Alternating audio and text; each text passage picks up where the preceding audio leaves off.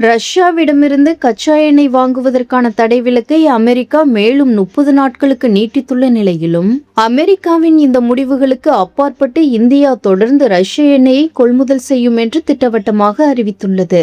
உலகளாவிய எரிசக்தி சந்தை அழுத்தத்தை குறைக்க அமெரிக்கா இந்த தற்காலிக விலக்கை வழங்கியிருந்தாலும் வணிக காரணிகள் மற்றும் நாட்டின் எரிசக்தி பாதுகாப்பை கருத்தில் கொண்டே இந்தியா கச்சா எண்ணெய் கொள்முதல் முடிவுகளை எடுத்து வருவதாக பெட்ரோலிய அமைச்சகத்தின் இணைச் செயலாளர் சுஜாதா சர்மா தெரிவித்துள்ளார்.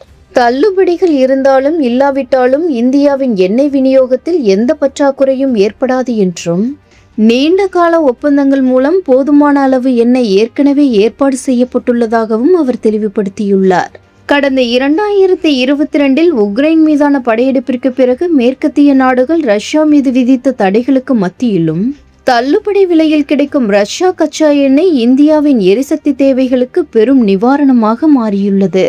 உலகின் 3வது பெரிய கச்சா எண்ணெய் இறக்குமதியாளரான இந்தியா உலகளாவிய எரிசக்தி செலவுகளை சமாளிக்க ரஷ்ய எண்ணெயின் கொள்முதலை கணிசமாக அதிகரித்துள்ளது. தடை செய்யப்பட்ட கப்பல்களோ அல்லது இடைத்தரகர்களோ இதில் ஈடுபடவில்லை என்பதையும் அனைத்து நிதி மற்றும் வர்த்தக வழிமுறைகளும் விதிமுறைகளுக்கு உட்பட்டே உள்ளன என்பதையும் உறுதி செய்து இந்தியா இந்த இறக்குமதியை கடுமையாக கண்காணித்து தொடர்ந்து வருகிறது.